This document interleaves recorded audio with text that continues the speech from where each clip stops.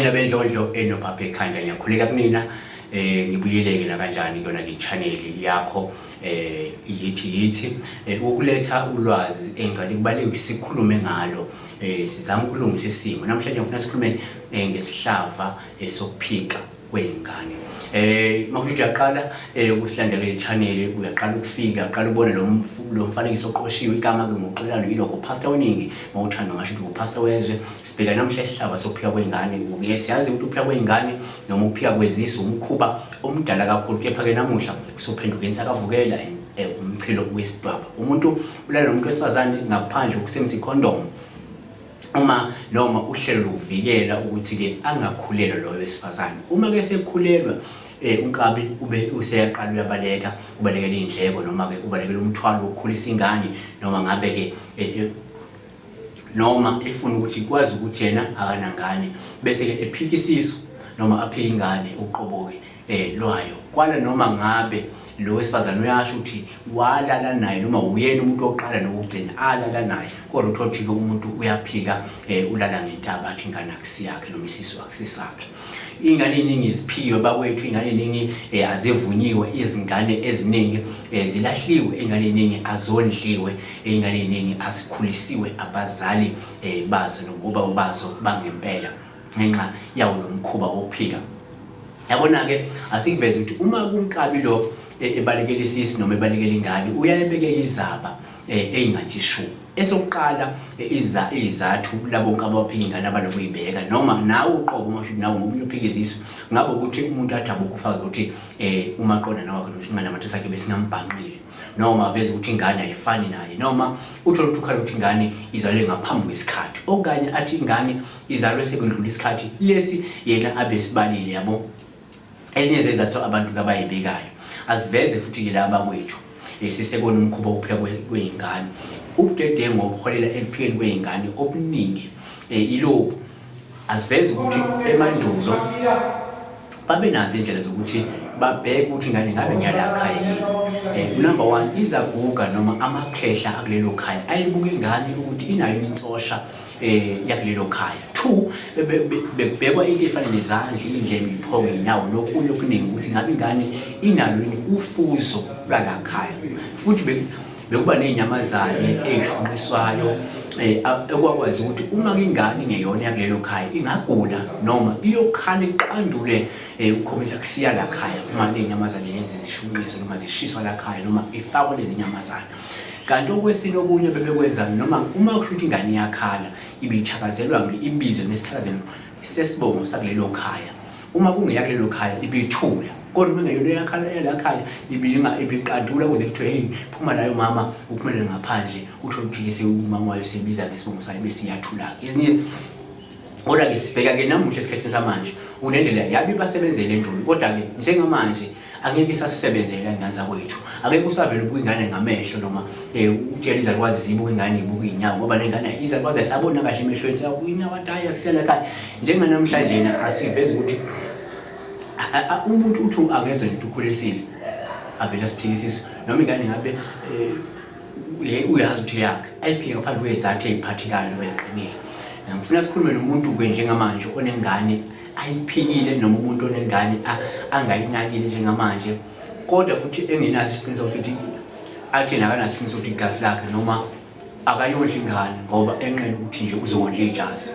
Ngane zakwethu azikho izinto sokuthi ke ujaji ingane noma isisu ngamehlo ngokuyibuka nje esikhathini sanamhlanje futhi angeke usebenzise imethod yesesendulo njengoba asaphile endulo siphila njengamanje.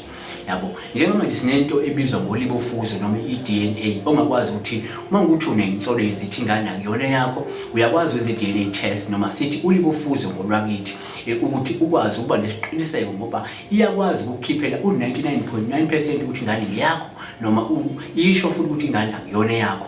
Lapho usungakwazi ukuthunga nje ngoba usunesiqiniseko, kodwa le yokudlaja ngamehlo nokudlaja ngezalukwazi namakhehla angeke isasebenzela kulesi khathi samanje. Yabo asikhulume ke sisho ukuthi amadlela wahlukene nokubalekela ukondla nokukhulisa ingane zawo kubeni lukhona ulibofuzo.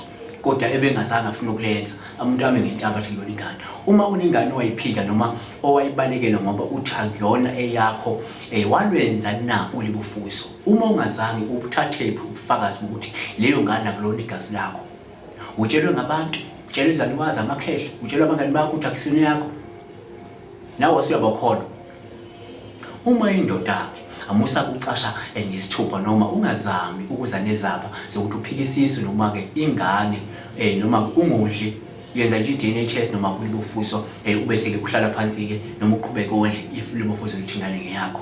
Indoda ke enye into ebalekile ngifuna sisho la ukuthi indoda kubaleka ukuthi ihloniphe iphinde ihloniphe nomuntu wesifazane.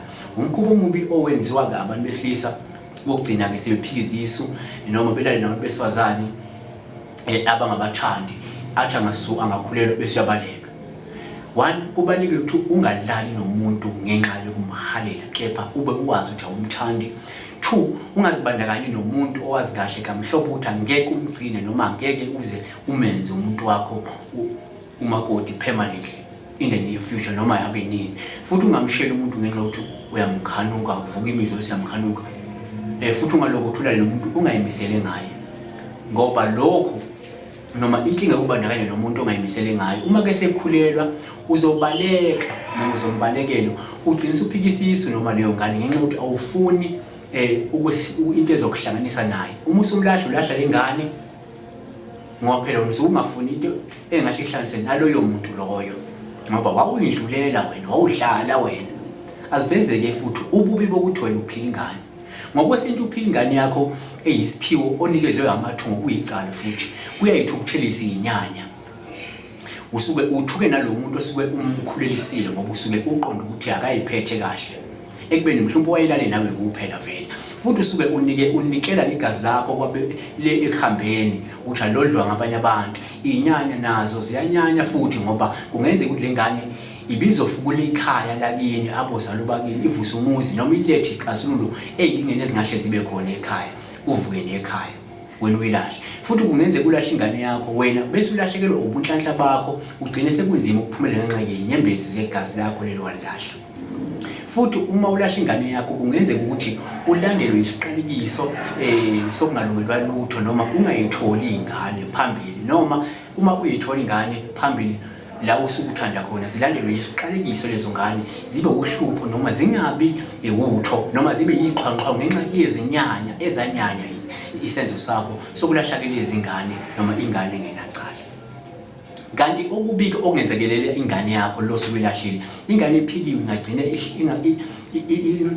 ingahlakazekile kahle noma ithatha kancane islow lena ezintweni eziningi noma igcina ihlakaniphe kweqe igcina isisiqhwanqhwangu noma ivelelwa amashwa ingalungile izinto zayo. Uthola ukuthi ubudlelwano bayo buyantengantenga ayiqasheki ayiqashwa ikhishwa inyombazane ngokwesintu ke kumele uqale ugezele inhlambako othuke ngayo lo mndeni wayo intombazane neshazo othele ngalo phela lo mndeni.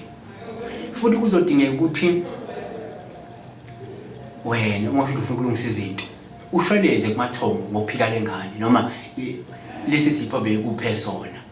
Ngemva kwalokho kube sikudinga ukuthi mhlawumbe ke ungalungisa into efana nenhlawulo kuphela uma ikakhulukazi mawuthi wena wawena ukuthatha umuntu ombaleyo ntombi ukhiphe inkomo noma inkomo kamama ukhiphe imbuzi engezamusi inkomo kababa noma inkomo yobayibiza ke yemvumo nembuzi yestiki endlela ke ngaphandle kwegcina. Into efanele ibalekile lezi asikuveze futhi sesiyangasemaphetheni ukuthi isibongo sibaleke kabi kumuntu nokuthi angene ngokuphelela athi ikhaqha kusona. So wena uma uphika ingane ukuthi uyincike ilungelo lokuthi isebenzise isibongo sayo ngokuphelela. Isibongo sichaza ubunjalo ukwaziwa nokufaneleka komuntu ethongwe noma emndenini kayena kuye uqobe ezibeleni ukuthi ngwakabani. Lokho kuyokwenza kanjani uma uyiphikile ingane. Futhi ke muhle umntwana azaleke ngendlela eright esibongweni sakhe afakwe esibongweni uchaza ukuthi uzaleke ngendlela eright elungile. Futhi ngokuncane ukuthi izinto zingamphambanela umuntu ozaleke ngendlela elungile. Lungisela ingane sikhuluma nento abaphika ingane ukuthi abalungisele ingane izinto zazo, hamba nilungisele ingane, nihlawule, nigeze nimize nithukile, nilobole, nikhiphe inkomo, nilobole lezo ngane lezo, noma nizenzele iphandla le komalume, nikhumule impela ingane, niyobonga futhi komalume, nikhiphe izimfanelo zakomalume. Bese ningenisa ngokuphelele esibongweni senu ukuthi nifake isiphandla. Ezinye izinto okubaleka ukuthi nizenze ke ingane zakwethu lezi. Abantu abayeke ukuphila ingane, abenze i-DNA test, ingane ingene esibongweni, noma ingane azibe nesholo ukuthi ingane isiyakhe ebe enze i-DNA test. Hayi vele ubuka ingane ngamehlo bese uyiphika. Asiyibambe lapha ingosi, sizoqhubeka sikulethele futhi ulwazi esicabanga kubalekile nalokho. Nawe lapho ku-comment section ungakhuluma nami sixoxe, ubona kanjani wena? Kuse right yini sisebenzise ulibofuzo noma sisebenzise indlela yakudala ukubuka ngamehlo nje hayi lena kusami yini ekhanda elikhulu ayi akusiya la khaya noma ayimnyama le akusiya la khaya, noma siyeni kulibofuzo sithola ukuthi ingane vele igazi lithini. Ngiyabonga, ngiyabonga, subscribe. Thank you.